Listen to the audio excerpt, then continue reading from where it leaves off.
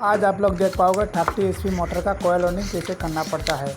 ये 3 पेज का मोटर है 2800 RPM का। आप लोग पूरा वीडियो देखिए, आप लोग समझ पाओगे हम लोग किस तरह कोयल लगाते हैं या किस तरह कोयल बनाते हैं। पूरा A to Z 18 मिनट का वीडियो में आप लोग देख पाओगे। आप लोग वीडियो देखिए, हम लोग कोयल बनाते हैं, आप लोग जाइएगा नहीं। हम लोग किस तरह कोयल को बनाकर मोटर में हम लोग कोयल को लगाना पड़ता है, वो पूरा वीडियो आप लोग देख पाओगे। और उसके बाद हम लोग किस तरह सोल्डरिंग करते हैं, उसके बाद उसको टेपिंग करते हैं। उसके बाद सेपरेटर पेपर जो होता है मोटर का पेज में हम लोग लगाते हैं, जो सेपरेटर पेपर भी हम लोग लगाएंगे। पूरा पूरा A to Z पूरा आप 3 मिनट का वीडियो में आप लोग देख पाओगे।